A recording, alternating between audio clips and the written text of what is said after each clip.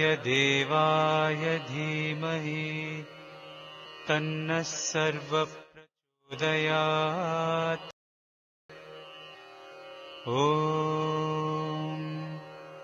साईश्वराय विद्महे सत्यदेवाय धीमहि तन्नः सर्वप्रचोदयात्। ॐ साईश्वराय विद्महे सत्यदेवाय धीमहि तन्नः सर्वप्रचोदयात्। ॐ साईश्वराय विद्महे सत्यदेवाय धीमहि तन्नः सर्वप्रचोदयात्। ॐ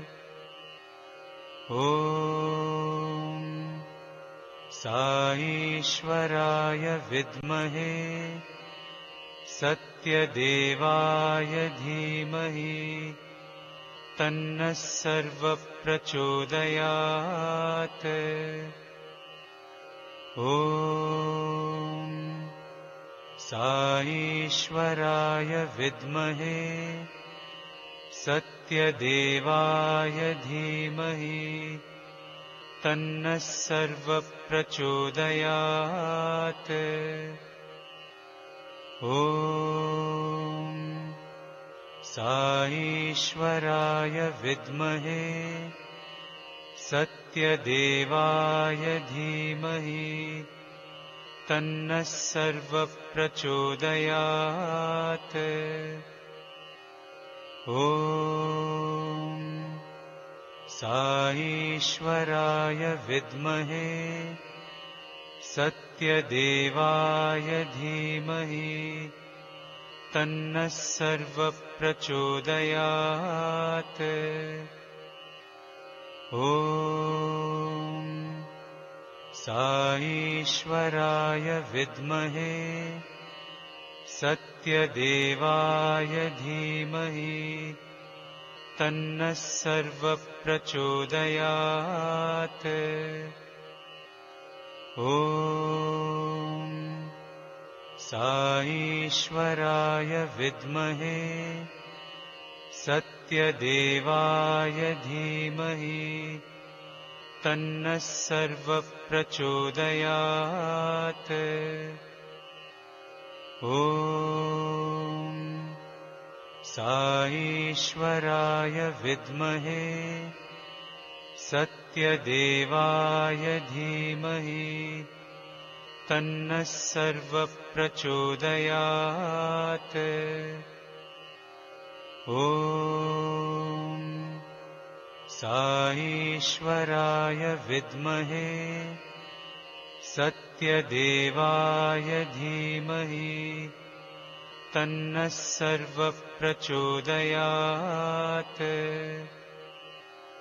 ॐ साईश्वराय विद्महे सत्यदेवाय धीमहि तन्नः सर्वप्रचोदयात्। ॐ साईश्वराय विद्महे सत्यदेवाय धीमहि तन्नः सर्वप्रचोदयात्। प्रचोदयात्। ॐ साईश्वराय विद्महे सत्यदेवाय धीमहि तन्नः सर्वः प्रचोदयात्। ॐ साईश्वराय विद्महे सत्यदेवाय धीमहि तन्नः सर्वः प्रचोदयात्। ॐ साईश्वराय विद्महे सत्यदेवाय धीमहि तन्नः सर्वः प्रचोदयात्। ॐ साईश्वराय विद्महे सत्यदेवाय धीमहि तन्नः सर्वः प्रचोदयात्। ॐ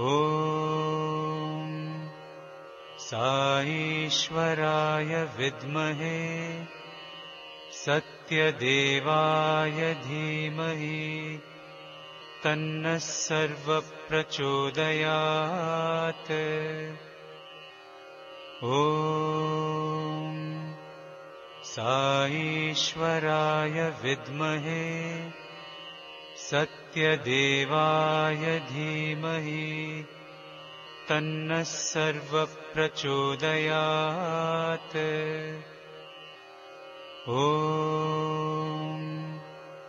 साईश्वराय विद्महे सत्यदेवाय धीमहि तन्नः सर्वः प्रचोदयात्। ॐ साईश्वराय विद्महे सत्यदेवाय धीमहि तन्नः सर्वः प्रचोदयात्। ॐ साईश्वराय विद्महे सत्यदेवाय धीमहि तन्नः सर्वः प्रचोदयात्। ॐ साईश्वराय विद्महे सत्यदेवाय धीमहि तन्नः सर्वः प्रचोदयात्। ॐ साईश्वराय विद्महे सत्यदेवाय धीमहि तन्नः सर्वः प्रचोदयात्। ॐ साईश्वराय विद्महे सत्यदेवाय धीमहि तन्नः सर्वः प्रचोदयात्। ॐ साईश्वराय विद्महे सत्यदेवाय धीमहि तन्नः सर्वः प्रचोदयात्। ॐ साईश्वराय विद्महे सत्यदेवाय धीमहि तन्नः सर्वः प्रचोदयात्। ॐ साईश्वराय विद्महे सत्यदेवाय धीमहि तन्नः सर्वः प्रचोदयात्। ॐ साईश्वराय विद्महे सत्यदेवाय धीमहि तन्नः सर्वप्रचोदयात्। ॐ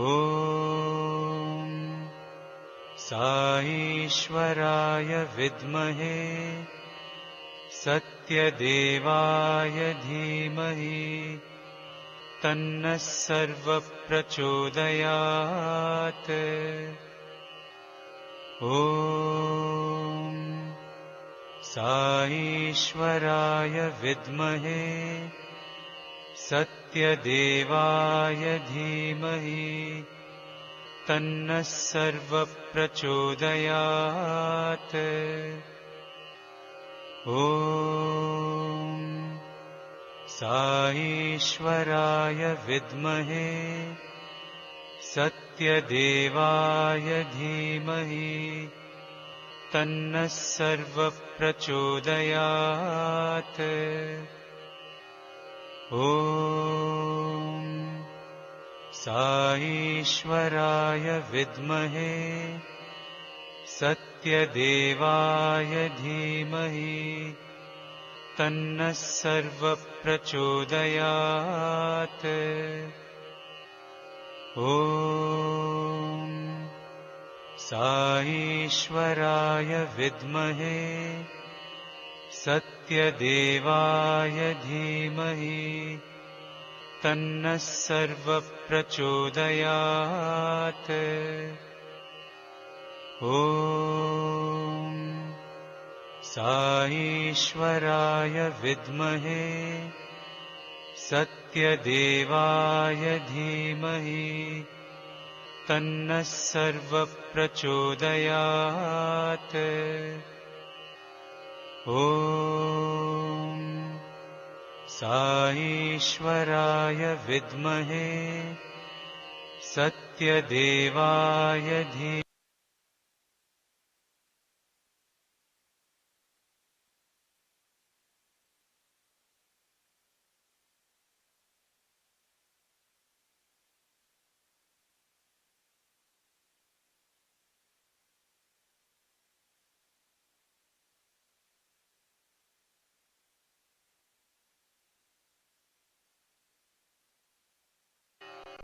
ॐ साईश्वराय विद्महे सत्यदेवाय धीमहि तन्नः सर्वप्रचोदयात्। ॐ साईश्वराय विद्महे सत्यदेवाय धीमहि तन्नः सर्वप्रचोदयात्। ॐ साईश्वराय विद्महे सत्यदेवाय धीमहि तन्नः सर्वप्रचोदयात्। ॐ साईश्वराय विद्महे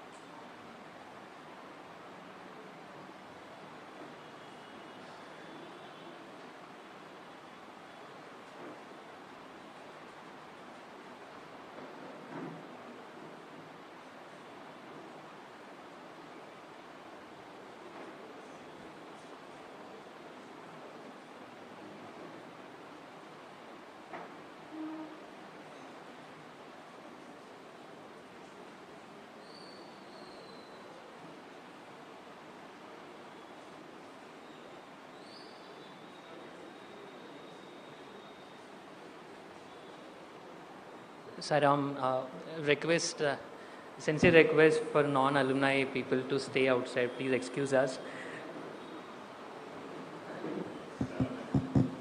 This meeting is exclusively for alumni of Sathya educational institutions. Non-alumni students or non-alumni devotees are requested to be seated in the lawns. Yeah, please join us for dinner prasadam.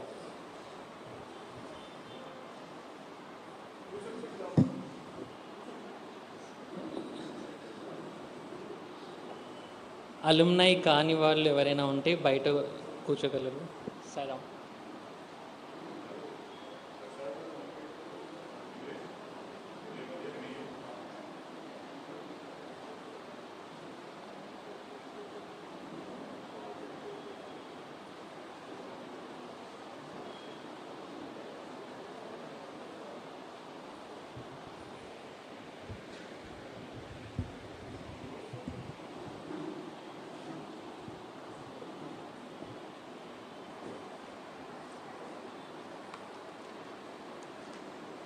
ॐ साईश्वराय विद्महे सत्यदेवाय धीमहि तन्नः सर्वप्रचोदयात्।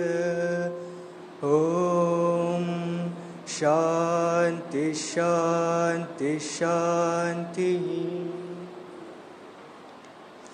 Om Sri Sai Ram. Offering my humble pranams at the divine lotus feet of our most beloved Mother Sai, invoking Swami's divine blessings and presence in today's special meeting. It is my great honor and pleasure in welcoming revered Vice-Chancellor Sir Sri B. Raghavendra Prasad Garu, Professor Pallav Bharwa Garu, and research scholars from Sri Sathya Institute of Higher Learning. I now invite Brother Kalluri Suresh Garu, who had passed out MBA from Prashanti Nilayam campus in 1991. Currently, he is an entrepreneur with 3 food processing factories in Hyderabad and is closely associated with Sri Sathya Sai Seva organizational activities in Hyderabad. I invite Brother Kalluri Suresh Garu to come forward and give the welcome address. Jai Sai Ram.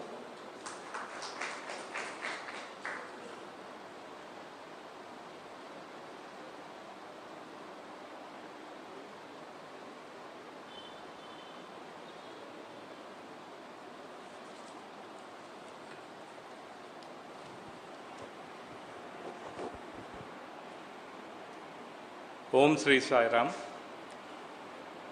Offering my humble pranams at Bhagwan's lotus feet, invoking Swami's blessings. Sai Ram to sisters and brothers. I take great pleasure in inviting and introducing our beloved Vice-Chancellor Sir, Professor Raghavendra Prasad Garu. I also take this pleasure in inviting the staff from Sri Sathya Institute of Higher Learning. Professor Pallav Bharwa, please come friend, sir. We are looking for you. Please come here.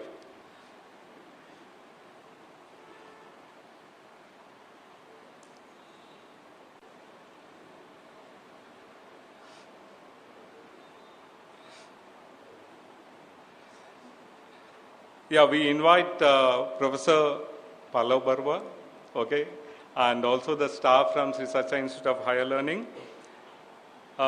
Coming to our main, I've been given this opportunity to introduce our revered Vice-Chancellor Sir. All of us know that, first of all, he is Sai's student. He has been in Parthi between 1978 to 1985.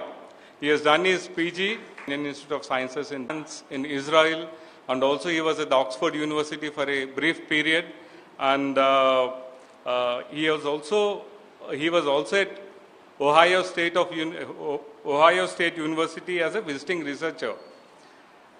And he had also privilege of working in Israel for a brief period there.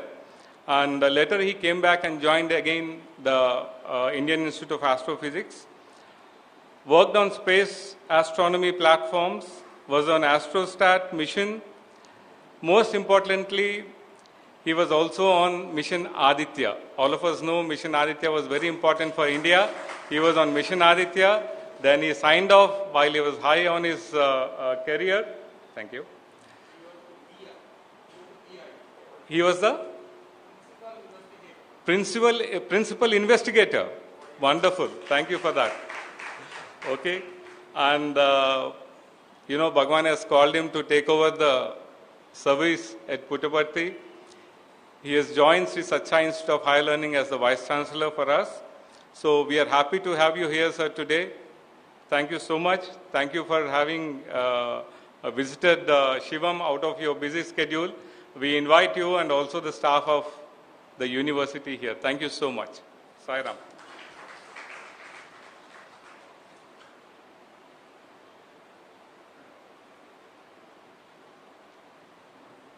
I request Vice-Chancellor, sir, to speak to us now.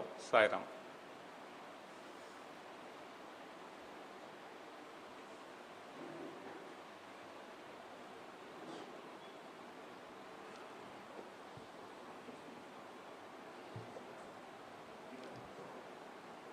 Om Shri Sai Ram. I am not standing here as a Vice-Chancellor. I am standing here as a Sai student. Okay? These positions come and go. But I think as we all believe, all our sisters and brothers over here, the greatest title that we can get in our lives is the title of being Sai student. So that stays with us till our very end. And not all are very fortunate to have that, and Swami has blessed us with those titles. So I think that's with that, I would like to say I'm always a Sai student, been a Sai student, and always been a Sai student, yeah.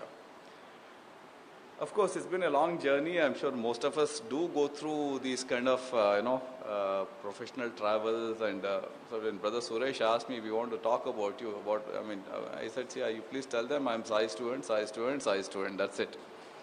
Rest nothing matters over here, because everybody has their own professions, everybody has their own careers, everybody has their own, path. So what is most important is to be Sai student and be as a Sai student as Swami expects all of us to be.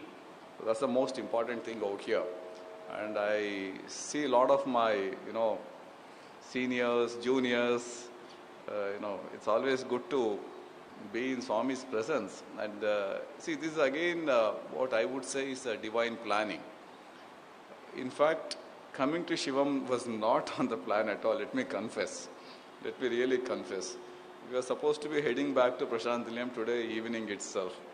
But somewhere or other he ensured that, and sorry for my dress, because what we plan and, he sort of has a greater plans for all of us.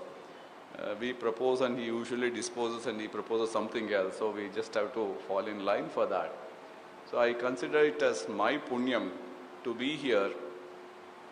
Several years back I've been here, but not as a Sai student, as a Sai student, but may not be in this role. Of course, I see Professor Krishnamurti also over here, and it's nice to have all of them, Yeah, now it's, I think I'm not sure what the agenda point for this discussion is, but certainly when I'm with the alumni, I do not want it to be a monologue.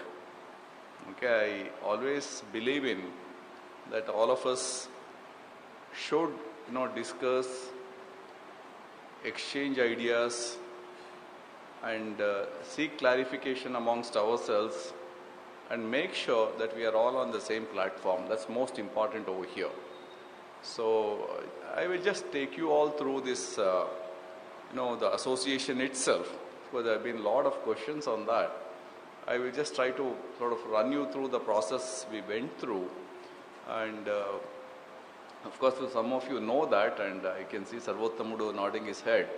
Brother Sarvottamudu, and many of us know Brother Suresh, all of us. For several years we have been, working on formation of a formal association.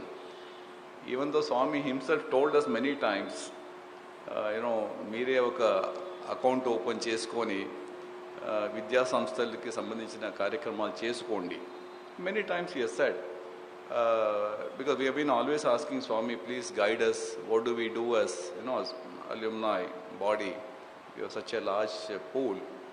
And Swami always said, you work with your alma mater. That was very, very clear. Okay? He said, actually, in fact, I think Brother Suresh will remember, he had told, I'm sure many of the sisters here and brothers here would have been members of erstwhile Kingdom of Sathya Sai and Messengers of Sathya Sai. And many of us were the members of that.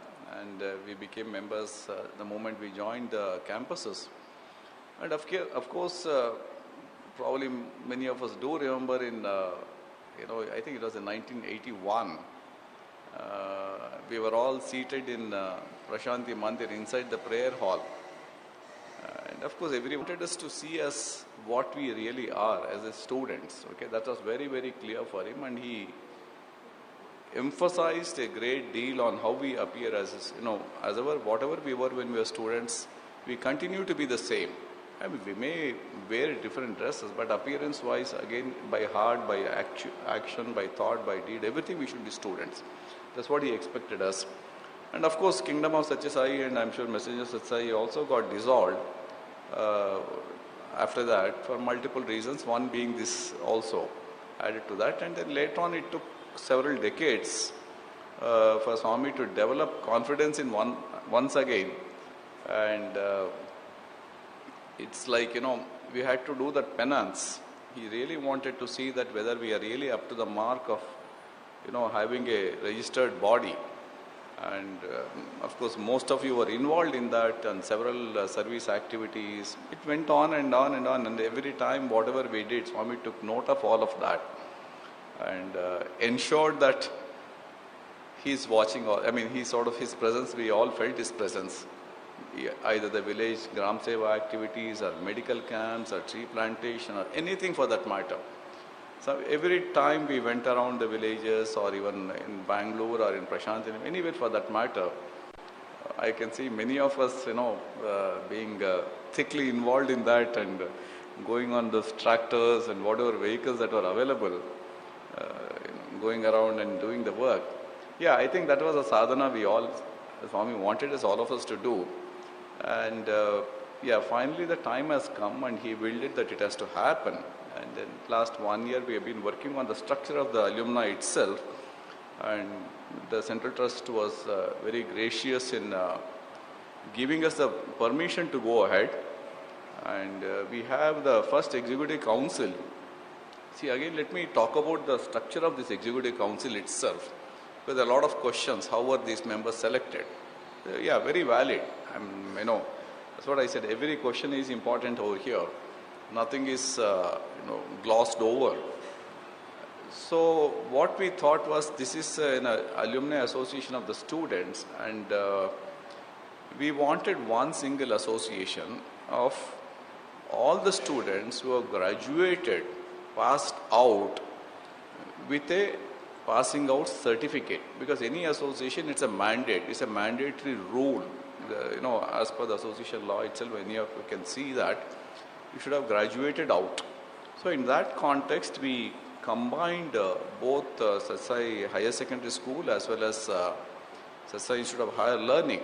That's the reason why we said, again, with respect to Sathya Sai Higher Secondary School, it is the graduation there means in a purely technical manner is about passing out 10th standard and the 12th standard. And of course, most of you know that we have, Sathya Sai colleges were in existence since 1968. And those times the colleges consisted of both the degree colleges as well as the pre-university college under one umbrella. So there are a lot of students for many years who were studying in those colleges, and of course some of us were also part of those colleges, the pre-university in either in Vrindavan or Prashanti Nilayam or even Anantapur campus. In fact, today surprisingly, when we had this meeting, I'm deviating a bit over here. It was a very highly, technical meeting with lots of experts and venture capitalists and startups and, academicians, everybody there. At the end of the day, yesterday and today, we realized more than half of them were devotees. more than half of them were devotees. I mean, it's unbelievable where all Swami has, connected everybody. And they say, somebody has a dream, somebody has a vision, somebody has, Swami's way of doing things, somebody's grandparents were devotees, some of the, relatives are still staying at Prashanthil, everywhere. It's like it's spread, across the globe, okay? And finally, I'm sure many of my colleagues, Professor Pallav and, all the other colleagues who have come here, it became like the way of greeting in that place became Sai Ram. Okay, everybody greeting each other, Sai Ram. It's so beautiful to hear that. See, this is way he works. I mean, this is one of the most difficult places where we had to really impress upon, a lot of people of our works. And finally, I think it was with his blessings and grace, we were highly successful today. So that's the way he works. Okay. So coming back to this theme over here. So the Alumni Association consists of students who have graduated out from 1968 onwards. Okay, the erstwhile Sathya colleges at beginning from Anantapur and Brindavan and Prashanthil, all three campuses, and then also from post 1981, the Institute of Higher Learning, plus the higher secondary school now, and so that's how it is defined, because that's a mandate of any association. I mean, of course, a lot of people were feeling bad, particularly the school dropouts. For various reasons, they could not pursue that. But certainly we are exploring the possibility of having them also on board. May not be immediately, probably they have to wait for a few months. And we will explore the possibilities of that within the legal ambit. But it's not a walkthrough. Anybody who has dropped out can come in. But there will be certain criteria for them also to be onboarded. We'll work out that, and I'm happy to. Now let me talk about the structure of the Executive Council itself.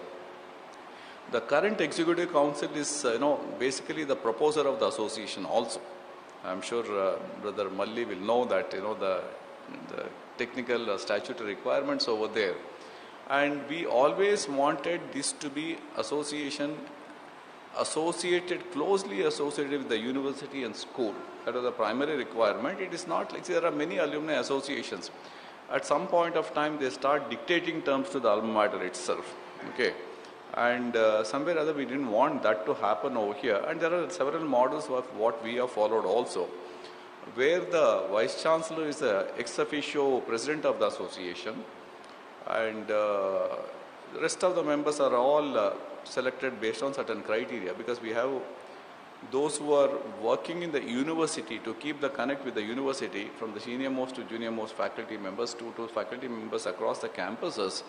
We have them on board, and some of the alumni whom we know very well, who have been working for decades, and they are able to reach out to everybody and connect with everybody. So that way, some regional selection we made. For example, for Hyderabad region, Brother Suresh Kalluri is the Executive Council member, and similarly from North India, Delhi circles is Brother Rishi Seth, and Central India is Brother Tribhuvan Sachdev. Similarly, from Bangalore zone, we have Brother Niranjan Mudubidri, and again from Chennai, Tamil Nadu region, we have Dr. Prasanna Kumar as one of the members, and also we have from our Anantapur as well as school pass outs. One is from the school side, we have Miss Sujana Pandit, who has been extremely active in trying to keep all the school pass outs together, and reaching out to them, working with them, planning various things. And Professor Saujanya Pudi, who is again an Anantapur alumnus, who is in the Calcutta region. She is very active, working with, and also she works very closely with Vidya Vahini, and with the university also she works very closely. And of course we had Professor Sri Vidya also to represent the current students as well as the alumni from Anantapur campus. So like that, this is the distribution, and this entire committee will have a 2-year tenure. Okay. And more members will be added. We can go up to 34 or 36. The moment every region we hit a number of 100 alumni. Okay, any region has 100 alumni. For example, if you say that say in Andhra Pradesh, Visakhapatnam and Guntur, if you combined, if you have some 100 alumni who have registered, we'll have one chapter over the alumni chapter. There will be a representation from them on the executive council. So similarly across the globe also, because we have across the globe we have divided into like Middle East, Southeast Asia, Europe, sorry.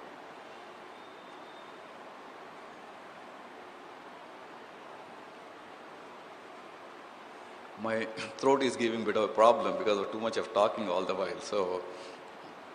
So the Europe, North America, so like that we have multiple regions we have. So we'll have very soon, as soon as we reach those as the chapters, we'll open those chapters and they will depute their own representative to the executive council. And it is it's a gender neutral association, and then so it could be women or even men also.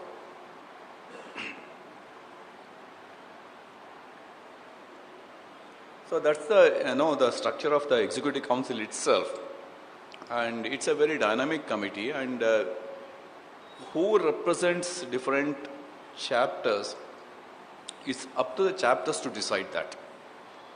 And they can propose 2 or 3 names, and of course please do due diligence on whom you are sending as executive council member. We just want them to be the what I would say the lead, if I can use the word leaders, who can how you want them to be. So it's very important, and the mandate of alumni is very, very clear. I'm sure most of you would have read that. It's all there. It's in our website also. And we have started the registration process, and it's quite in about 3 weeks time, we almost about 1,400 number of applications that have come in. And we want to appoint our own alumni also as the admin staff over here, because the idea is to support the alumni itself. So currently we have appointed 3 persons at Prashantinilayam who are actually doing what is called pre-verification process based on the mandate what we asked for. And then of course one more mail will come to you. That's typically a process of any admin, any alumni association, no exception to that, because I'm also a member of Alumni Association of Indians of Science. So they took almost 3 months before they got back to me saying, yes, you are an alumnus. Okay. So but we want our turnaround time. I'm sure Krishnamurti also can, if he has sort of made an effort to be part of TIFR alumni, I'm sure that's also going to take a lot of time like that.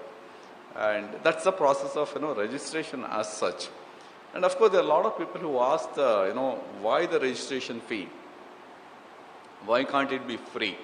Because in Swami's system everything is free. Why are we charging the registration fee? Yeah, very valid question, there's no doubt about it. But as we all know, for any society, for anybody to become member of any society, there's what is called membership fee. And I'm sure when you joined your hostels also, there is that you have different societies for different hostels. There is a society fee which all of you pay and then become members. That's the mandate of the government itself. Okay, it's not that we were wishfully thinking that on charging anybody. Now, next question comes, why 5,400 rupees? Why not 100 rupees? Why not 50 rupees? Yeah, fair enough. That also I can answer you. In fact, if you look at all the associations across the globe, alumni associations, you just compare the membership fees of that with ours. And let me also give you the statistics as why we planned that. Suppose tomorrow we have about 10,000 alumni registering, and with 5,400 to 10,000 is about 5.5 crores. Right? That's the kind of numbers. That is going to be put in a corpus deposit, and the interest out of that will be used for administrative expenditure. If, for example, when we appoint somebody in offices, even if we say we need to pay them 20,000 rupees or 15,000 rupees per month, which is very nominal amount, it turns out to be about 6-7 lakhs per annum, plus other administrative expenditure. So if you see the interest that comes out of this corpus is used for that. Okay, that's the reason. I mean, we did go through all this simple math, and came out with this number. Of course, we are always particular, in Swami's, we like to have the, number 9. So that's another reason as why we made this 5,400, okay? I mean, if I have addressed that issue, because a lot of people have been asking this question, even passing comments and things that, maybe they do not know that, but this is exactly the reason. We are not profit-making, entity, and nobody in the association gets paid other than the employees who are appointed in the association to, do the association administrative works. Beyond that, it's completely, nobody gets any benefit out of that. None of the office bearers. We don't even give them travel support if they want to come for executive council meetings. So it is like that. And then again, the whole purpose is we have, if you see the section 6.1 to 6.15, it's very clearly defined, the objectives of the association is very, very clearly defined over there. It is all centered around alumni being part of the alma mater and supporting, and alumni supporting the society, and alumni supporting the alumni itself.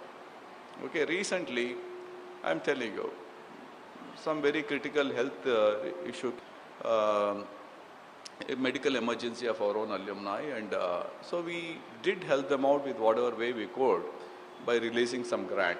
So it's in the sense that alumni is trying to be, we should be able to help each other. So that's again one more, core objective over here. Of course, we may not be able to do that from this initial corpus. We may have to start, looking for contributions and donations into the alumni, so specific purpose donations. We'll try to build all of that one by one. So whatever accumulates, each budget head will be used for that specific expenditure only. Not for anything else, only for a specific purpose. Whatever it is talked about, and if there are any, see for example, if alumni tomorrow decides, say Anantapur alumni decides, say we want to build a hostel building for your own, because your hostel buildings are quite old, and I'm sure most of you have gone through that, and the current generation is not as tolerant or not as adjusting types as most of you have been. They all have some challenges in trying to get acclimatized and getting adjusted, and a lot of things are there. So of course we are already planning to build new hostels over there, and maybe in the month of September there's a proposal to lay foundation stone for a 250-seater hostel, which is Central Trust is funding. And so like this, what I'm saying, if some of you want to join, say we want to add one more 250-seater, because our target is to have a 1,000-seater hostel over there. And similarly, lecture hall complexes, more labs, because the number of students are going to get increased to 1,500 or so. So that's the numbers, okay? Similarly, men's campus also. So these are all become sort of project-centric specific donations. At some point of time, we will discuss very extensively on that. We'll get everybody on board on that. It's not that any small, group is going to take all the decisions. No, we have a very democratic process, and I'm sure many a times our WhatsApp messages are flooding each of us. So it's like, it's all ideas are floated, discussed, and things like that. And once in a year, we will have what is called mandatory annual general body meeting. That is typically we have this Premabandham meeting. So on the same day, we still call it as Premabandham, but for administrative purpose, we will have a general body meeting, the term used over there. For our own purpose, which is most comfortable to all of us, we call it as Premabandham. We will have a general body meeting at Prashant Nilayam, where both, as I said, it's a gender neutral association. We all meet and take certain resolutions, okay? So the association will follow the resolutions taken by the general body itself. So basically, everybody is involved in decision making over here. And of course, being Swami students, I'm sure none of us have any, what I would say, quote unquote, personal agendas over here. Whatever we do, it is centered around, as Swami said, societal cause, and towards our own schools and our own, university. And again, there are many activities are going on various zones also. For example, the Vrindavan medical camps, all of you know that it's been going on for almost 30 years now on a very consistent manner. Of course, I can see the smile over here, okay? One of the most active persons then, now he is here. Ramakrishna, right? Your name is? Yeah, okay, not bad. You can still remember. So there, these activities also, we do just want to create some specific corpus for them and use that. So like that, the zones can take a decision on what activities they want to focus on, service activities. We can create a corpus there and use the money from that. Okay? So everything is sort of well structured and well defined over here. We'll try to amalgamate all of that, eventually, because right now, like most of us wear multiple hats. So we need to sort of spend our times on most of that. But certainly, as since we are taking baby steps now, very soon we should be able to function in full strength. And our target is before Swami's birthday, we should set all the processes in place and make sure that we become one of the most professional alumni association in the world. So that's our target. Okay. In fact, today one gentleman was telling me, of course I met him here also. He was saying that, see, your alumni is so strong everywhere across the globe, and you should aim for the sky, So like that we should.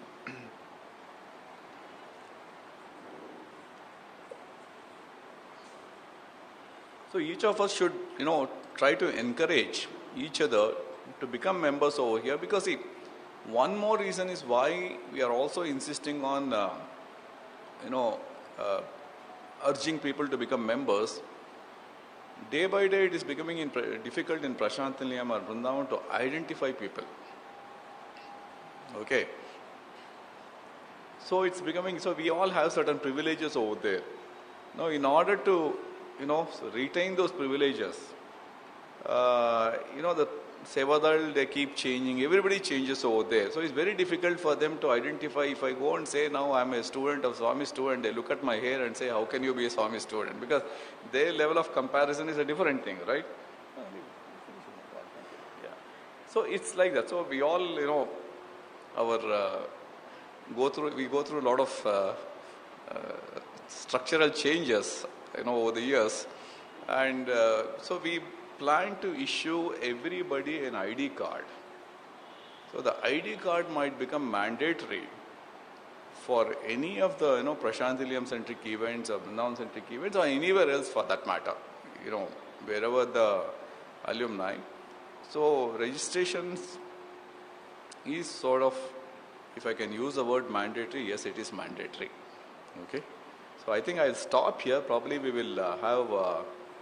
I request Brother Suresh and Professor Pallav also to give me some rest in and address the alumni.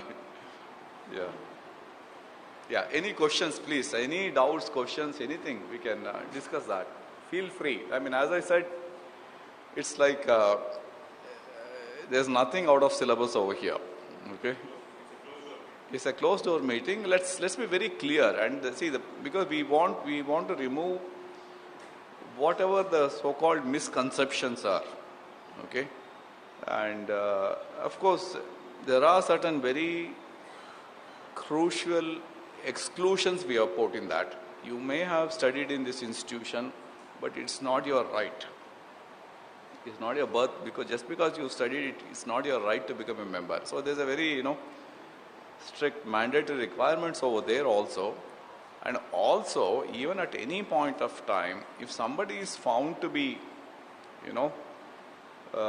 behaving in a way which is unbecoming of an alumni, the executive council can, take away their membership also. Yeah, so these are all the, that is also very important. And I don't want to use certain, names over here, but, the exclusions, I'm sure all of you would have seen those letters, what I sent out. Yeah? State out? State? Okay, fine. I mean, see, anybody who is associated with Mudenhalli, I mean, not our campus over there, please, our campus is very important. The Lok Seva Trust, centered in Mudenadli or anywhere else, and exception of Alike, of course, and also the international organization, a strict no for them. Okay, you simply, of course, see, what I'm saying is, there are a lot of people who maybe out of curiosity or out of innocence or whatever it is, they would have gone once or twice and come back. It is not that. I'm only talking about those very active and actively involved in their activities. Okay, those who are active members of those organizations are strict no. Okay, that's very, very clear over here. So you please, I hope I'm not offending anybody, but we have to maintain our sanctity also. That's the reason. So those are the very clear exclusions. Because a lot of questions came on that. I know that. A lot of people asked a lot of questions. That's what we said. If you see that, actively involved, we said. Okay? That's the reason, yeah. Okay, Sairam, come. Vinayak, yeah. Now, please, anybody can start. Who wants to start?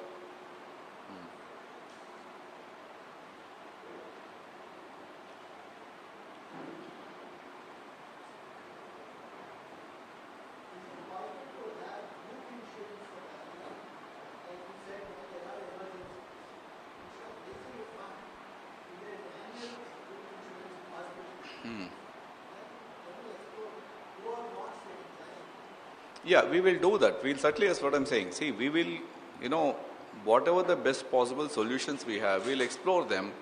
And then I would request, who are experts in this, come out with a very detailed process sheet. Because you can't expect, expertise in, few easy members. So it's also good to, detail out and then we will certainly discuss, and then take things forward, yeah. For the spouse, is this card also given for the spouse, family member, when they go to party? See, okay, it's a very tricky question, I should say that. Even I never thought of it, yeah. No, it's okay. No, it is, if you ask me, technically a strict no. They will not get a card of Alumni Association, okay? You are a member, they are not, if they have studied, they would have got cards. Okay, those who have studied, they will get their ID cards. If they have not studied, either, it's again, men or women, doesn't matter, they will not get it. Maybe on special alumni-centric events, say for example, Prema Bandham, we could request the ashram authorities and get, those slips from the association. We can plan to do that, yeah. That can be done. So, if we are contributing to SSI HL direction, we get 100% exemption. Whereas, if we contribute to Alumni Association and through that, we contribute to SSI HL, it may not be. Yes, Suresh, you want to take that? Finance pointers? In fact, we happened to discuss this issue quite some time back. They're very specific. In the association also, there are very specific segments. For example, health. Okay, where you specifically mention and give that donation, that is eligible for 100% deduction. Okay, so there are very specific sectors where you can, you can choose to give. Okay, so you get that 100% there.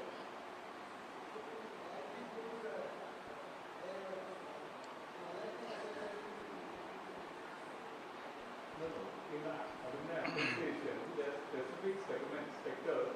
For example, one could be education, the second could be the health. Okay, third could be some other activity. So they are very, yeah.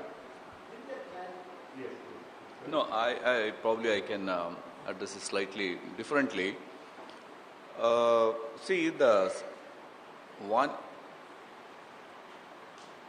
Sathya University, enjoys 100% tax exemption because the Sathya, instead of higher learning public charitable trust, is registered exclusively for education purpose. Okay, and we were called as Institute of National Eminence, and we were under section 1023C of income tax. We were given 100% exemption. Later on, of course, 12A came in, and so we still enjoy that. And now if you look at, I'm sure I'm not a financial expert over here, but I think very soon these rules also going to change. Okay. See, for example, if you see Sathya Central Trust, you don't get 100% exemption now. Yeah. Now it is removed. So we need to sort of, but there is still a clause, a very specific purpose donation. Okay. Suppose we declare a project, let's say, a project to, construct a building and hand it over to university, that gets 100% exemption. So you create that specific purpose instrument, and whatever is rooted through that gets, like what Brother Suresh was saying, those things you get that. But in general, if you look at Alumni Association, we will not get 100% exemption. We'll only get, as of now, we got an ATG also luckily registered, and provisional registration we have got that. We'll get 50% exemption, yeah. That's what it is. So university also, like university as of now, our, I think, validity of our current exemption is till 25 sometime, or 26, early 26. So after that we are not sure, because it's all depends on the, the governmental policies. And if the government decides, because I'm not trying to talk for the government or against the government, but there are a lot of, policies have been changing over the years. And somewhere or other, probably we may have to face the reality that there will be no tax exemptions of any kind for anybody. Okay, I think the new income tax, there's one more form where there's no provision for any claims under ATG or any of those things. And only the old, I think they still say old form or something like that. And we do not know when they'll remove the old form. Okay, so this is all like, the government policies. Hopefully that, we should be able to retain something. Let's see. I mean, we still do not know that part. But as of now, this is what it is. The other way of routing it through is CSR grants. That is typically, we have, university has a CSR account. So in your respective industry, wherever you are, if you want, you could, through CSR channel, that can be routed. But of course, individually it doesn't matter. It's for the companies, the mandatory donation it becomes for their own, so that's what it is. So we have to sort of be prepared, for this kind of situation. The other one is that transferring from association to university in cash is not permitted. Okay, you cannot transfer as per the income tax regulation from one association to another association, one to other. Whereas you can sort of, do something very specific and hand it over. Okay, that's the model. See, like for example, now we are going through a stage. See, so far we have, Sathya Central Trust has been, holding us to the hilt. And they did everything to, make sure. In fact, see, I'll tell you one thing. They are extremely generous and over generous, let me tell you. I don't think, at least I have seen that the amount of, work they do to meet the university requirement, which is ever growing, is humongous. Okay, and they have a singular commitment that university should not suffer. Okay, so any transfer from Central Trust to university, again only 85% is allowed, not beyond, not 100%. So Central Trust itself proactively asking people to directly donate into the university. Okay, so these are the ways of trying to mitigate the current situation. And one more thing I just want to tell all of you is that, of course, those who are in academics will know, Krishnamurti also would know that, if you want to remain a university or higher education institution, the minimum student strength should be 3,000. Okay, means our current strength, we need to double that strength in about 4-5 years. And we retain our identity of, as Swami wanted, integral values-based education, which is imparted not in the university, it is imparted in the hostel. Okay? Hostel is the place we all learnt. Okay? Of course, we go to the college, campus, learn, sleep, or whatever it is, and come back, and then it's a hostel which, made all of us. I'm sure everybody here will vouch for it. Okay? The hostel life, which is, whatever we learned, the value systems and everything, anything and everything we learned in hostels only. And, I don't know how many of you know, till 1981, there were day scholars in all the campuses. And post starting of university, Swami decided, Swami structured this entire values-based education system. He said that can be imparted, that can be imbibed only if it is a residential form of university. Okay, so that's how we, close the doors on day scholars. And had anybody who wants to join has to be a resident student. Now, to accommodate these 3,000 students, I'll just give you some statistics also, because since all of us are one family of alumni, and please don't misunderstand me, but I think it's if we do not share these numbers within amongst ourselves, whom else can we talk to? We cannot talk to public outside. Today, if I can tell you that number, Sathya Central Trust spends almost 3 lakh rupees per student per year. Okay, these numbers are available on university website. You can see it yourselves. I mean, I'm not talking because we have, our audited accounts are on our websites over last many years. Okay, like even Sathya Central Trust also puts it down, okay, on their website, right? I mean, we need to make these audited statements public, so we also do that. And it goes through a lot of statutory audit process. And then we put that, if you take the simple ratio of the number what we have projected as expenditure, and you divide by number of students who are there, the ratio becomes very obvious over there. Okay, so that's the amount that Sathya Central Trust is spending on, every student. And of course, some of you might argue, outside it is not so much, and we can debate. As I said, the number of students comes in denominator. Okay, so that's why the higher the denominator, the ratio becomes smaller. Okay. So that's the thing. And if you want to retain this number with the inflation corrected numbers, expenditure, imagine the amount of money the Sathya Central Trust has to spend for about 3,000 plus students.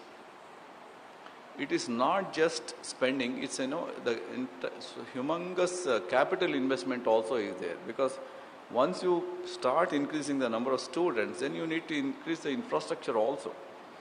Because our classrooms are not made to take such big numbers. Okay, our labs are not made to take such big numbers. So we need to expand all of them. We need to build more hostels in all the campuses. So the capital expenditure itself, it's almost about 150 crores next 3-4 years. So the numbers are mind-boggling. And then if you want to really run on corpus, I'm just giving you a number. Of course, many of you are bankers and finance experts. You know that any investment these days will give you about 7.5-8% at the most. Maybe 8% and give or take some 0.5% around that. So, if you look at the current number of 3 lakh rupees per student per year, if you have about 3,000 plus students, our annual expenditure with inflation corrected number will go up to 120 crores. Okay. If you want to realize that money through corpus donation itself, then we should have a corpus of more than 1,500 crores with these numbers. I'm sure all of you can think through these numbers. There's nothing, big secret about it. I'm not talking about anything that is what is called confidential or forbidden, right?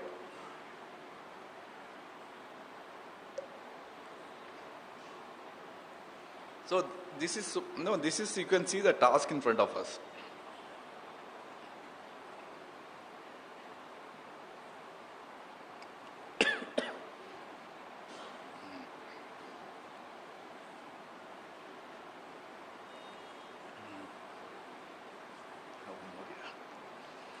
Yeah.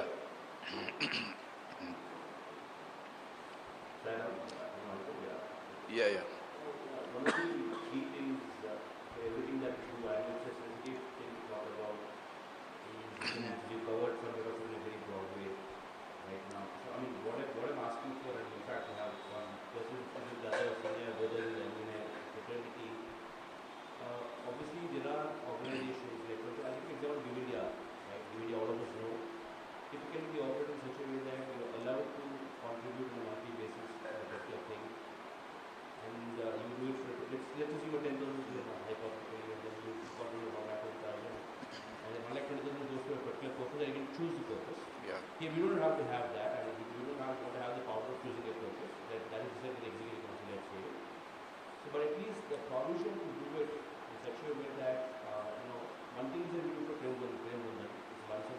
margin in that particular sense.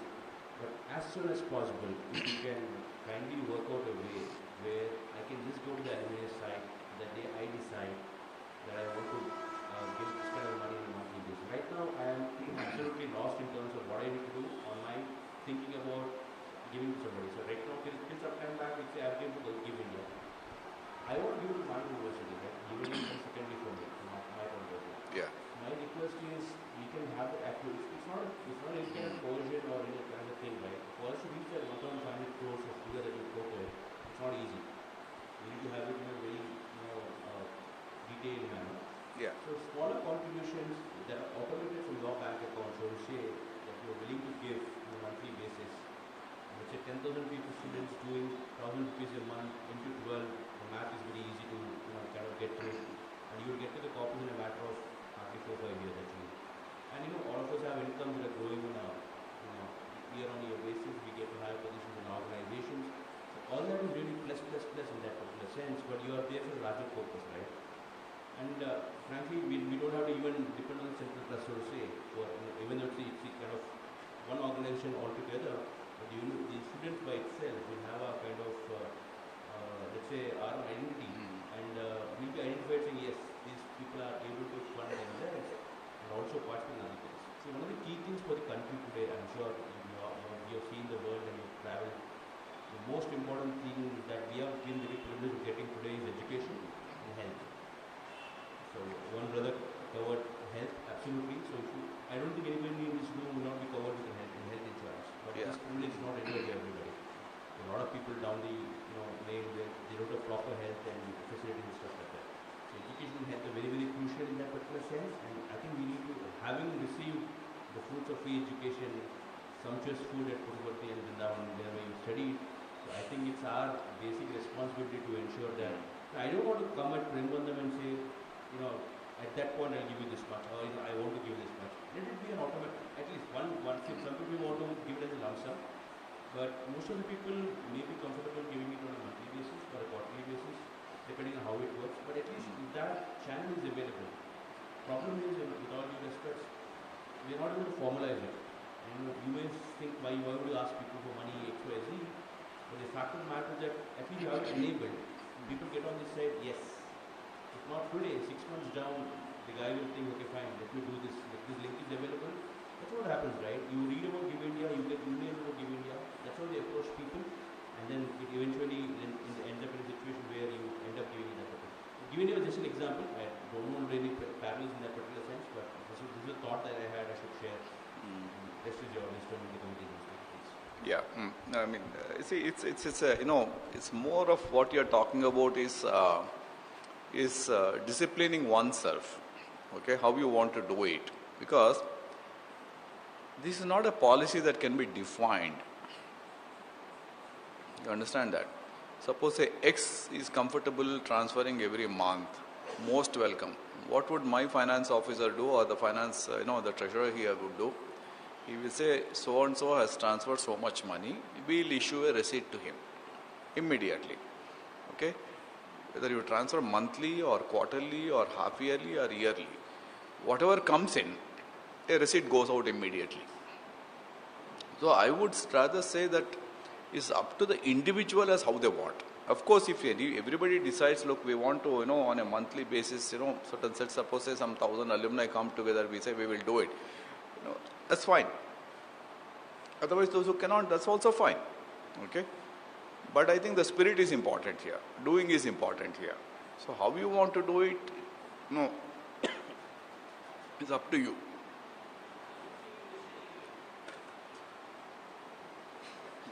Enabling in what sense?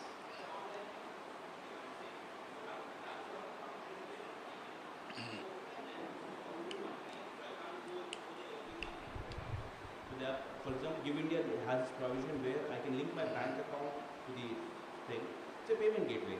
Yeah, we can do that. See, that's not a problem. Yeah. Suppose if somebody writes to us saying that they want to transfer, That's absolutely. Both the links, both annually or monthly. See, the link is always there. The donation link is always there. Okay, it's up to you to tell your banker, okay, transfer, like you pay your EMI for any loans. it automatically gets transferred. So you can do that. So is it there on the alumni portal? Yeah, yeah. Is it there? Okay. I'm sorry, Yeah, I didn't know. online, we have an online transfer mechanism, no? So, yeah, it's there. Thank you. Yeah.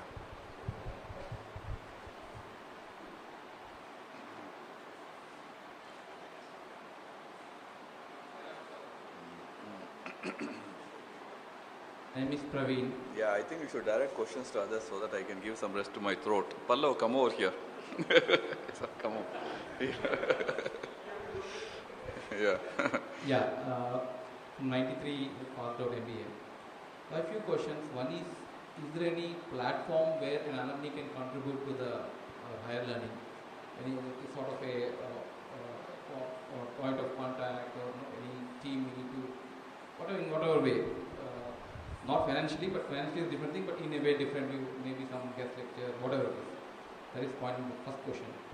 Second question is, one of my friends who couldn't make it to this event, he asked, can we support the students on any internships or summer projects, especially in data centers overall? And third question is, I don't know whether I can ask it or not, but I'm taking this privilege to ask. Please feel free, yeah. May not be relevant. Yeah. So once we get the alumni of formally, we also call as a Sai student, and Swami always wants us to visit, always party and energize you, whatever it is, charges and all. But maybe being at a higher position in the institute, using a good offices. Recently, whenever we say alumni, getting accommodation has become a big problem there in the Mandir. So is there any way out? But no, we can, because we go with the family, recently that happened, the incident happened to me, and with my family, literally thrown out. There's no accommodation. So these are three of my questions. Yeah, I think it would be grateful if you can get some. See, there, okay. The first question was any other way of interacting, okay? Point of contact. Yeah. See, forget the financial aspects, please, okay? It's just that I started that, and then there are multiple ways. If you are an expert in some domain, come to your department, interact with your students and faculty, and share your expertise with them. Okay, for any domain for that matter.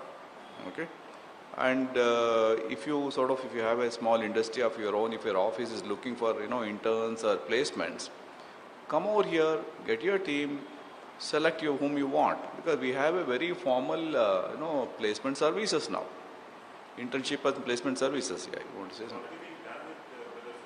Yeah, and Brother Suresh does. He takes a lot of Anantapur alumni every year and trains them up. See, we just want to ensure that every student who enters goes out with something in their hands.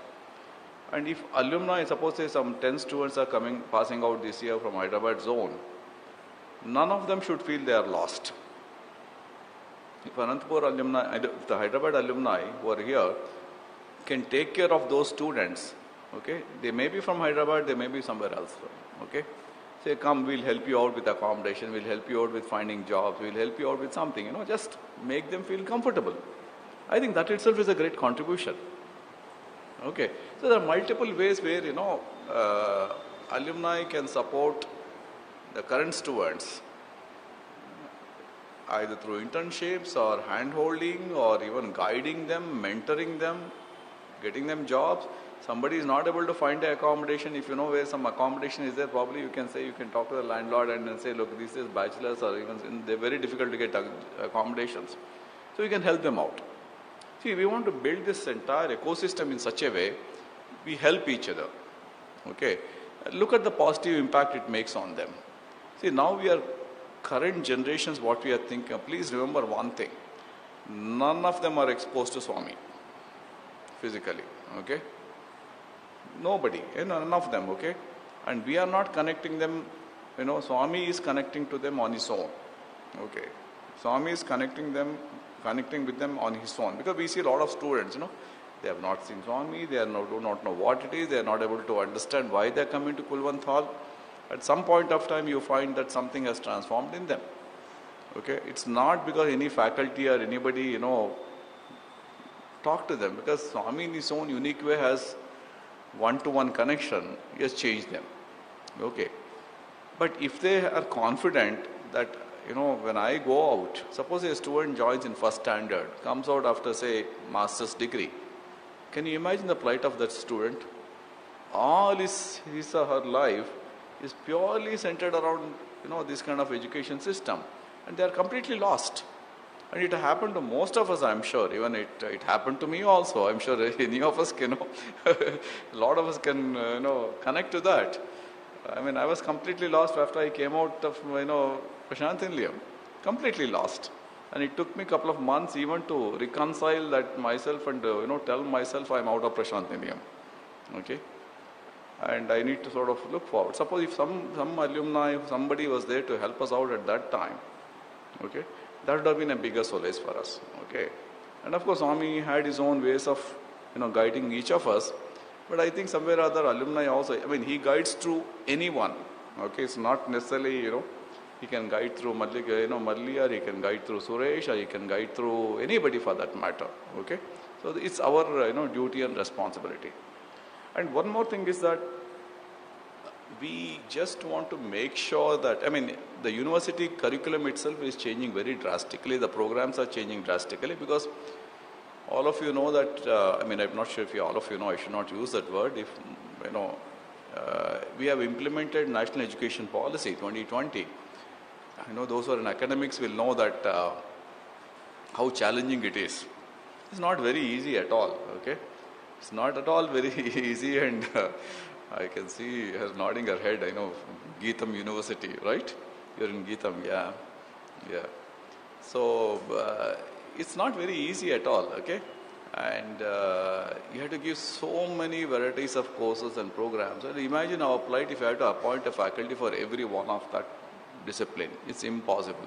We'll have more faculty than students in the university, okay? So it's just going to be the situation. So this is where the alumni expertise can be used. Okay, most of you are experts in various domains. We have what's called skill development programs. We have value-added courses. We have multidisciplinary courses. Okay, there are a lot of things are there. And now a student, if he can, he or she will join, say, physics program, they can come out of biosciences. Okay, it's that kind of flexibility.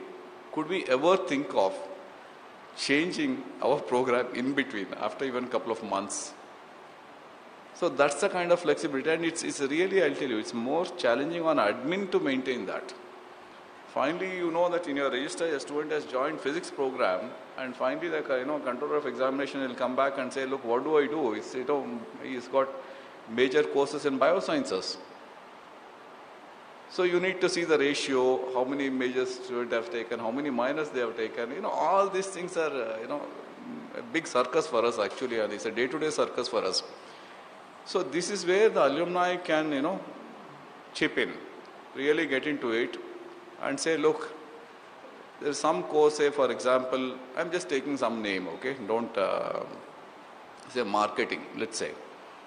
And we may not be able to appoint faculty just to teach marketing. There are many students. They are students. Suppose somebody is doing physics. I want to take a course in marketing. Okay, something like that. On insurance or whatever it is. So this is where those special courses can be taken by the alumni. Okay, both online and offline. So I'm sure Professor Pallavi is here, who Dean of Faculty of Sciences, and he knows very well as how difficult to map and connect the dots over there. And so that's where I say that we are going through certain transformation. At the same time, NEP 2020 has lot of scope for every student. What they want to do really. Suppose today suddenly a student realizes my domain is not commerce, I want to move into science. Before, of course, at a number of years, probably 2 years or some such thing, they have to make up their minds. After it is not possible. But the UGC seem to say that at any point of time, they should be able to change the course. Okay. So, it's a very difficult situation. At the same time, very interesting situation also. Suppose we need to know, what they say is every student, when he or she passes out, they should be employable straight away. Okay. Of course, they had said, I hope they had said when we passed out, they never said those days. Okay, literally had to struggle out in our own ways. So now that's a mandate. So every student, so this is where, a lot of alumni can get inside and then try to help them out. So a lot of avenues, it's infinite number of avenues that are available for alumni. Okay. Yeah, please, anybody, yeah.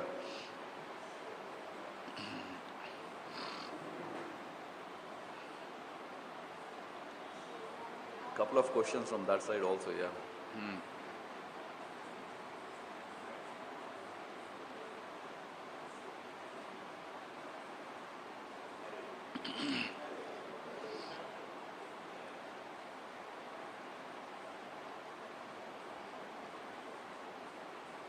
Hello, sir.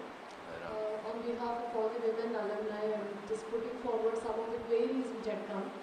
One such is, why can't we have an annual membership instead of a life membership? The second aspect was, some of them, they really have concerns regarding paying the life membership fee because they're not working and they're dependent on their husbands, and they're non-devotees. Yeah. So that was another concern. The third one that I wanted to put forth to you is, every year... Can I take one by one, because I have a tendency to forget the questions. Okay? I'll go one by one so that, Your first question is, why not annual membership, why life membership? Okay. Fair enough. We did, talk about annual membership, but the amount of bookkeeping, that work that is involved is too much. Okay, with annual membership. So that's why we changed it to, suppose say somebody becomes a member for 1 year, he or she forgets after 1 year to renew. Then they are not members. But they can come say, I'm a member. They might miss out on some events. And for us also to keep track of that is a big challenge. That's why we made it as an annual membership. Okay. And the second question is, of course, the challenges in payment for not only women but for men also. And if you go into the payment portal, we are very clearly indicated there. There are 3 options given over there.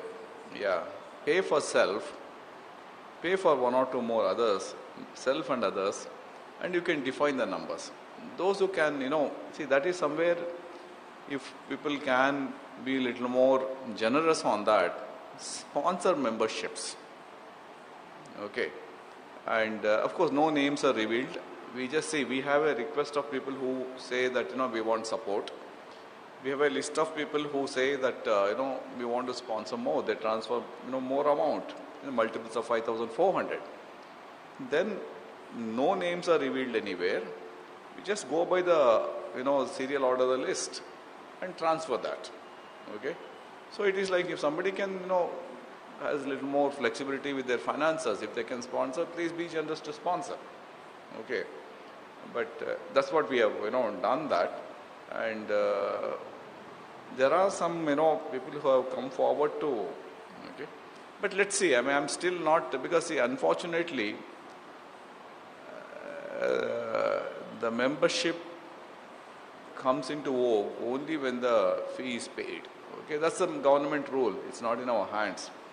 So we are trying to find some, generous alumni who can pay up for others. We are proactively working on that, yeah. But only thing, they need to have some patience, because I'm sure there's a lot of impatience among alumni. I put my application today and I should have got the results yesterday. But please, it doesn't happen that way. Okay, we have, it has to go through certain, verification process. And because a lot of people, I find that, see, the fields are very simple and straightforward. Okay, and we ask for some document over there just to make sure that, because as I said that our own database, after 81 is quite robust. Before that, it has all those huge ledgers, and we tried our best to digitize a lot of those things, and we, but even then, there are many times we find that the names have changed. Basically, in our Indian tradition, we have, particularly for women, the family name changes and things that happens over there. So that's why, it's always good to have some some document. See, that document, particularly pre-81, could be anything we said. Even a simple group photo with Swami is fine with us. Okay? And probably a scolding letter from your warden also is fine. Okay? Anything for that matter. Any of these achievements are achievements during student days. I mean, it's all like part of life over there. Okay? Even say 1 day suspension letter if you have, please put it. Okay? No harm in that. I mean, no offense meant over there, but it's a very interesting to see, so that becomes a part of the documentation for us as a verification. It becomes easy for us because otherwise how would know, who is who in the verification. And see, why I'm saying one more reason is that I'm sure many of you are, these days is a very standard practice for, verification process before any employment offer is made. So every day we get about 10-12 mails from employers, say that did this person so and so study in your institute, all these things they give. So we need to verify in our registers, controller of examination, and then and many a time, believe it or not, we have fake certificates coming to us. Okay, they are not even our students. There are any number of shops, probably you go there, they will give you whatever certificate you want. Okay. So like that. Okay. So the genuineness of that is very, very important for us. Okay. So this verification is, any alumni association for that matter, it goes through certain verification process.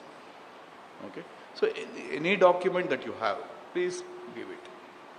So the third one that I wanted to ask you is there any kind of a timeline, because some of them, some of the batches, 25 years after passing out of the institution, they go back to their alma mater and they contribute.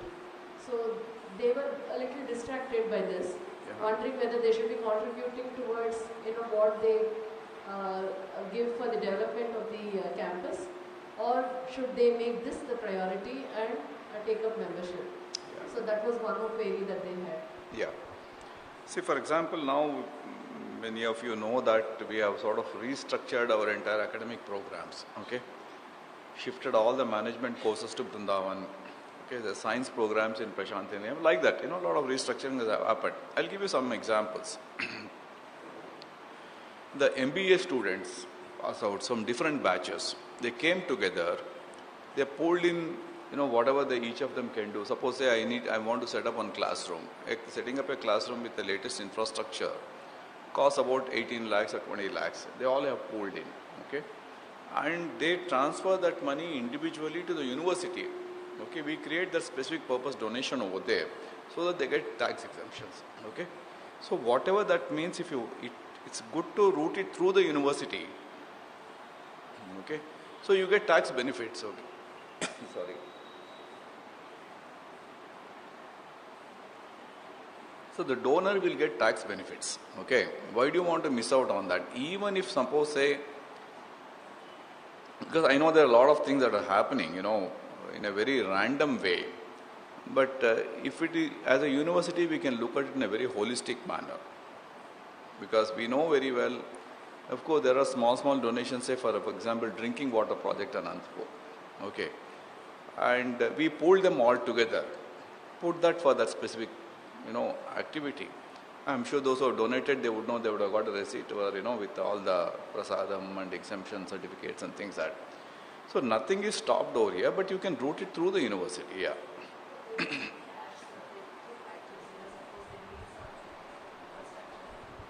it's only in the form of an item that they buy at, based on the necessity of the campus, they have been doing. Yeah, I mean... no, I was only asking you in terms of any kind of timeline by which we need to be done with this process of paying up for the life membership. No, we are not putting any timelines. Nowhere you see timelines. We have left it to individual comfort. Okay, we only request everybody to register as soon as possible so that, we are fast approaching centenary celebrations. It's going to be quite tough in ashram. Okay, so where you are seated, all those privileges we enjoy, we need to sort of keep those concerns in mind. As an alumni association, is it going to be reflected in our university website, or are we going to have a separate website where we can display our activities and the need for any faculty or any, like as you have mentioned in MEP, we have different courses which our alumni can contribute. Yeah. See, alumni website will be separate, okay, but interlinked to university, because right now the current website is hosted on institute server only, okay. And we are exploring the possibility of some vendors who can provide these services, because it's not very easy to create a website and run it, okay. That's one aspect. The second one is the contents. Okay, we are trying to create volunteers, team of volunteers as content creators. And alumni website will be given access for those only who are registered. You might see that email ID and a lot of people have asked us why. Okay, that would be your login ID for you to get into alumni website and either contribute to it in terms of your suggestions, comments, anything for that matter. You can post your views. We want to make it as dynamic as possible. Okay, and we also are thinking of even having exclusive alumni achievers.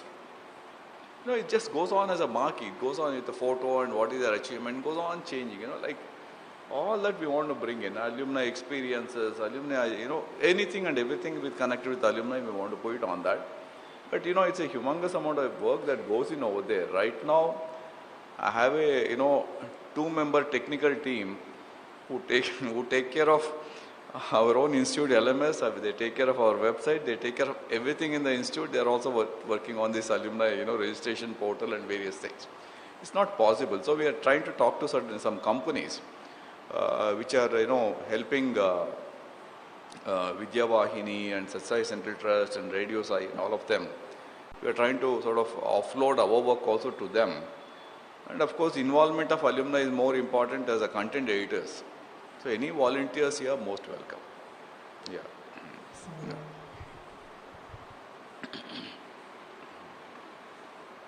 Anybody?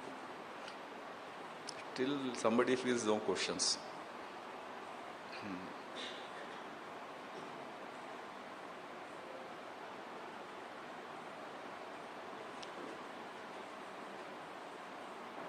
Sir, this is regarding to the increasing the number of students in the university. Like even in the last Premabandham meeting, you are referring that it has to be.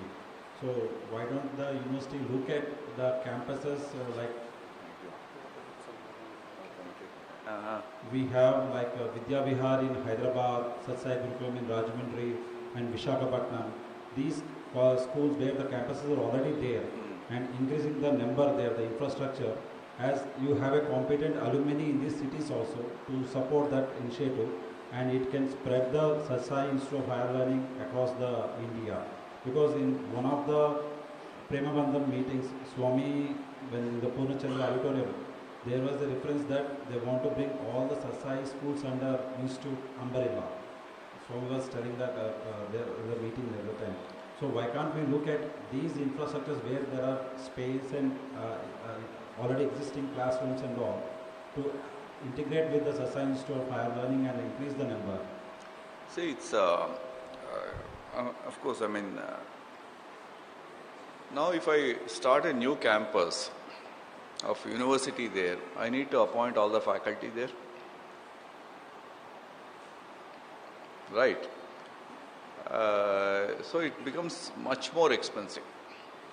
See, believe me, remember we have 4 campuses already. Running 4 campuses is not easy. Okay. We have 4 campuses and then you start one more campus. Of course, these questions came quite a few number of times. But you need to again now define courses over there. A lot of them are interdisciplinary. You need to have the number of faculty members over there, specialists over there, and then they, it's very challenging, not very easy. Okay. So, and we have enough space here itself. Okay, and then we should build around that. So opening another campus is an administrative headache in the sense that we need to take, UGC permission. Not very easy again. We know the state, the local governments have to approve that. They look, and then we have to write to UGC and get that. And again, there are certain conditions we need to follow there also, certain standards. Okay, so I mean that's not possible. Yeah. Excuse me, Saidam. Yeah. Will you please think of the alumni relation management software to make the work easier? Softwares are available for alumni relations management. So at our college we are running and it is running successfully. And I request to think on these lines. Yeah, I mean, you please, let us know the details, okay? And then there's one Mr. Sathya Mudugonda, who is, all in all tech head for us. And also Mr. Arun Das is there. We can, talk to them and then see how it can be integrated. Not a problem, no issues. Yeah. No, please make sure that everybody is satisfied with whatever questions and doubts they have. Anybody has any questions, feel free. Yeah, please. Go ahead, sister. Yeah. Sorry, brother. One of the rub-off that happens from alumni associations is job hunting for new students who are coming out of the campus. This is something which we, from the alumni side, can definitely pull in. Wherever we are working, I'm sure we can at least add some 10 more companies, and the placement coordinator that you have brought in recently, that's a very good initiative from your side. Yeah.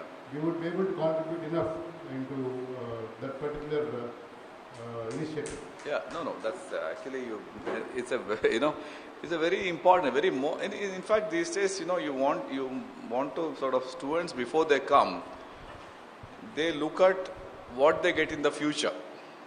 Okay, what they can look forward to. Say, when we joined, for us, the future never existed. Okay, I'm sure, most of us know here. We did not know what tomorrow meant to us. I mean, whether we can run to ashram and take Swami's darshan and, never minded bunking classes. But I won't tell that to current students. And, be in Swami's presence as much as possible. That was our entire, life was centered around Swami. The college and campus, it was just an incidental thing, that's it, okay? But it's not so now, because every student who join, he or she will always look at now what would be my career path. Okay, we need to accept that. One thing I always tell my faculty, of course, there are several of them over here, if you can make a student feel comfortable, with the thought process that he or she is taken care here and at no cost, and their future is ensured in terms of career terms, getting a job, I'll tell you, after 5-6 years they come back with a kind of sense of gratitude. Okay, that is what Swami is making them, come back. That sense of gratitude that whatever they got here, at some devotee, hard-earned money, and it has come to them, and finally their entire life path is set over here. So that's the reason why we are trying our best to sort of make sure our courses also are up to date. See, for example, we started, the BS in Artificial Intelligence and Computational Biology. Okay, and it's such a program, there's so much of demand. And I'm also happy to tell you that we are the gold standard in actuarial data sciences. And almost, we are breaking all the records of, like one of our students finished all 10 levels in, 3 years' time, where people take 10-15 years to finish those levels. So that's why we have started another new program called BS in Actual Data Sciences. So similarly, many of these science application-centric programs we have started because the students know that, if they take this, we have a fantastic alumni network and employer network. They look forward to these students. Okay. Of course, one might argue that we are sacrificing pure sciences or pure subjects or whatever it is. I'll tell you, it will never happen that, because there's always a small percentage of students who want to get into, pure domain, pure sciences and many of these things. And there again also we want to make sure that, we give 1 year, see this is a 4-year program. Okay, you have a basket of courses. The student is free to choose them within certain, of course, guidelines what UGC has mandated. Okay, he or she can choose. And then after 4 years, if they want, they can go for PhD program, or if you want, they can take, if they still want to continue, then we want to start now 1 year very niche programs, okay? Very, very niche programs in multiple domains. Now, the faculty are working very hard on trying to define these programs, just 1 year program, so that the industry or employer, anywhere for that matter, they should look forward to picking these students. Okay.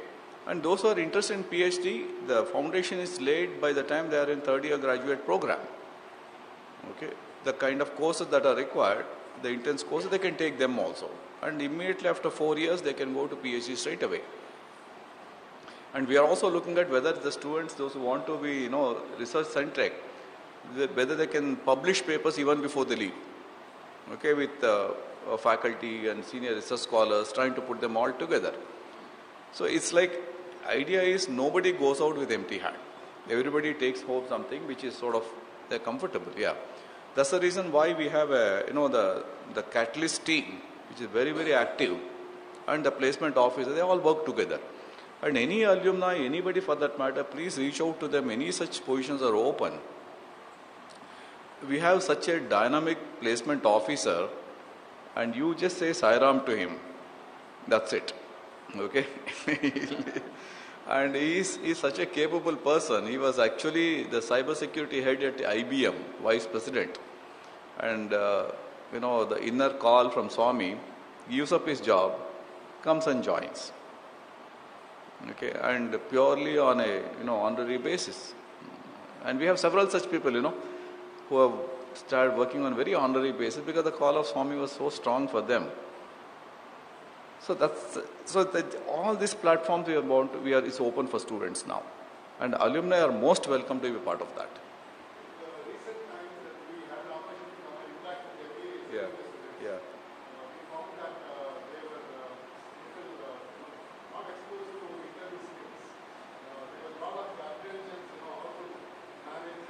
Yeah, yeah. Please come in.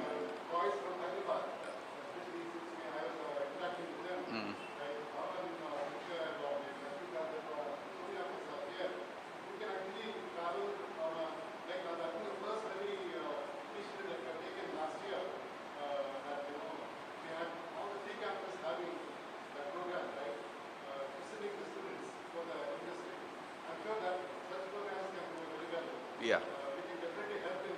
Oh, certainly, most welcome. See, we have the very purpose of amalgamating the programs in different campuses was this. Okay, and we have one of our own alumni. In fact, first batch of MBA students has come back. Okay, one Professor Kshetragna. He has vast industrial experience plus academic experience.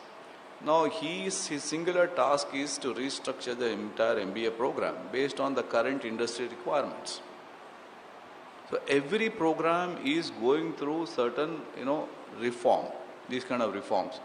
If you look at our board of studies, even academic council, now we have a lot of industry representatives on that.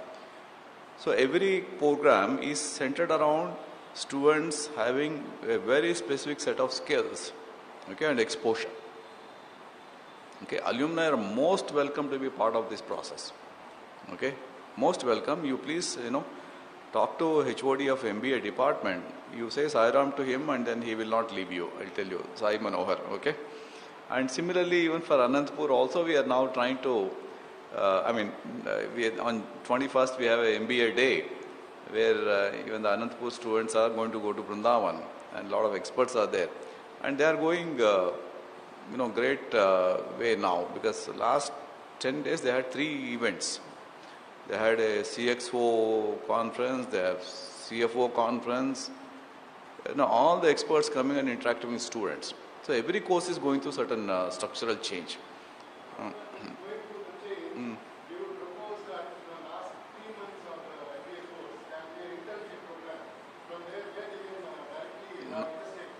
Not 3 months. Now it's after first semester itself.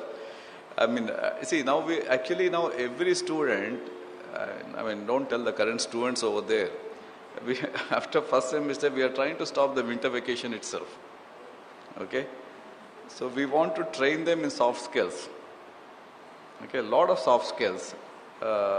Everybody goes through, and irrespective of class or batch, bring in the experts and train them through a lot of soft skills. And internship is both every summer, 2 months compulsorily they can go. And we are also now trying to change that last semester itself, depending on the interest of the students, the entire semester can be converted as internship or research. That's the plan. That's in the pipeline. Yeah, it's in the plan, and then the current batch is being trained through that. Okay. Yeah. Sairam. We are all thankful for the beautiful initiative that has been taken, and it's a great platform for all of us to get connected. One of the most challenging parts, what I have faced as a current student passing out from our portals, something like I was not in a position to connect with our alumni. So I think this is the biggest solution that we have got right now. So is there any platform or a cell for those students who are going to be, passing out from our portals and get connected to the alumni over here or any place? Because we are all global, right? So we do not know where we are going to be placed and which state or like that. So is there any cell that the website which is going to be launched? Do we have anything that the person, the student who is coming from out of the portal would directly contact a particular contact person? So that would be easier for them. Yeah. So one is, of course, the chapter heads of regions. Okay, the details are given to every student whom they can connect with. The second one is the alumni portal itself. We will give them the login thing. They can post. And any alumni who are in that region, they can connect. Look, I'm here. Contact me on so and so number. I'll help you out. So that this kind of information is being percolated down to all the students. Okay. So it's in place. Yeah.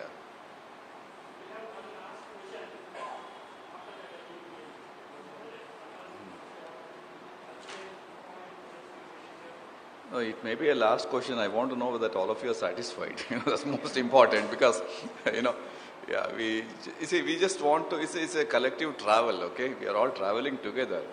I always tell these positions of Vice-Chancellor, X, Y, Z, they're for a certain tenure. But as I said, the tag of Sai student remains for life. So that's important over here. So we need to be convinced and, move on in that path. It's a great path which we need to traverse collectively. So that's what we all believe in, and I'm sure all of us believe that. That's the thing, yeah.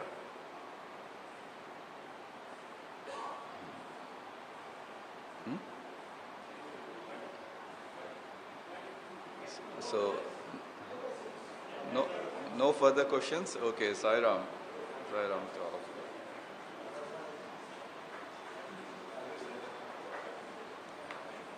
you. Om Sri Sairam. Thank you, Sri Raghavendra Prasad Garu, for your great insights and interesting amendments. I now have the pleasure to invite Sri A. Malleshwar Rao brother, who is an alumni, 1992 passed out, and currently serving as district president for Sri Sathya Sai Seva Organization, Hyderabad, to give vote of thanks. Offering our collective pranams at the divine lotus feet. Our first gesture of gratitude is towards the lotus feet of Bhagwan for making this event possible today. In fact, as Brother Raghavendra Prasad was saying, it was not in his itinerary, but somehow probably Bhagwan wanted all his children to assemble in his place and discuss him. We have not discussed anything outside Bhagwan. We have discussed about Bhagwan. We have discussed about his children's group, which is association now, and his university. So, first thanks to Bhagwan for making this possible. Professor B. Raghavendra Prasad Garu, thank you very much, sir, for gracing Shivam today and for, at a very short notice, Adi kuda cheptanu, sir. That also will come to that. And at a very short notice, taking time out, because he is in Hyderabad. It's necessary for all of us to know. He's in Hyderabad for a conference in Hyderabad Central University. It was a jam-packed 2-day session. Today evening they were supposed to travel back to Parthi by road, but we didn't know this when he consented. Subsequently, we had come to know through our sources, sir. Sources. So, thank you very much for sharing your thoughts. This has cleared a lot of doubts in our minds, and these doubts we didn't know whom to approach to be cleared. About the structure, about the way forward so far as association concerned.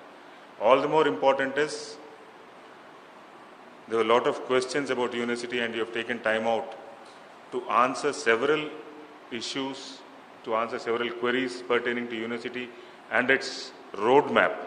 Very happy to be informed of the progress being made by the university per se, and the kind of courses that are being introduced and the kind of dynamism that the university is showing. I know he might not like it, but after his induction as Vice-Chancellor. Sir Pallav sir, thank you very much for being part of our group today, and all the members of the Vice-Chancellor's team. Yes, he's a driving force. He's a driving force.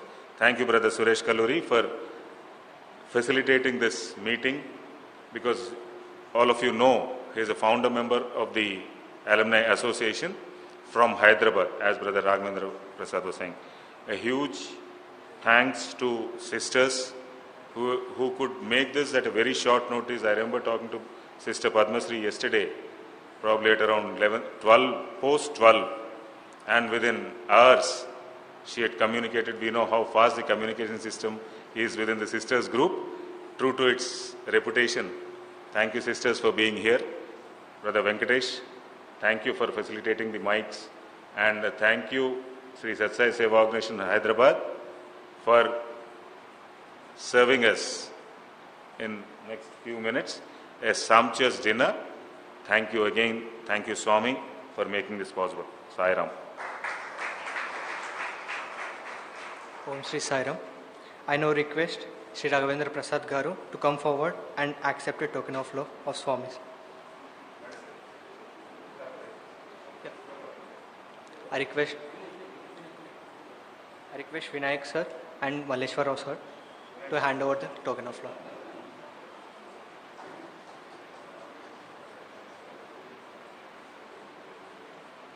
This is on behalf of all the brothers and sisters also. Vinayak sir.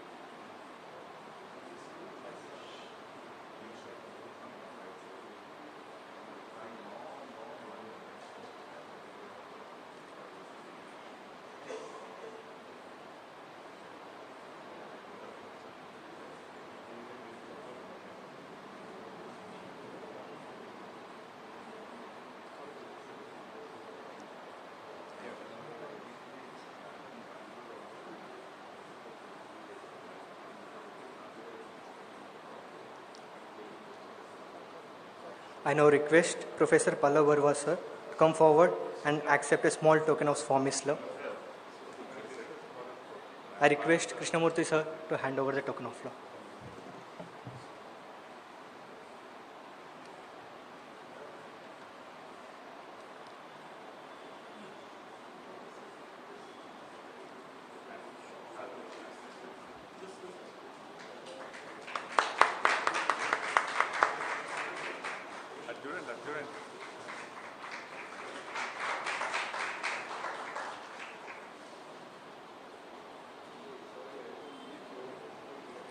I now request Dr. Pradeep to come forward and accept a small token of Swami's love. I request Suresh to come forward and hand over a token of love.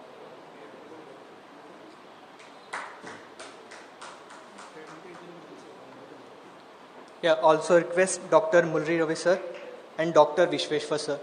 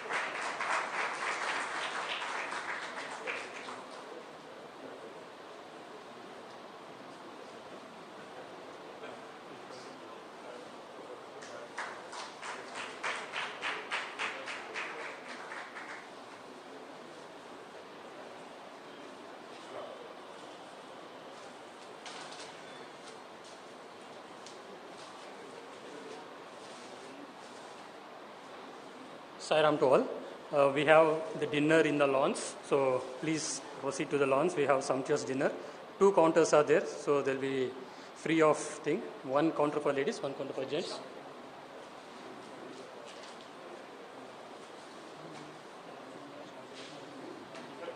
Thank you.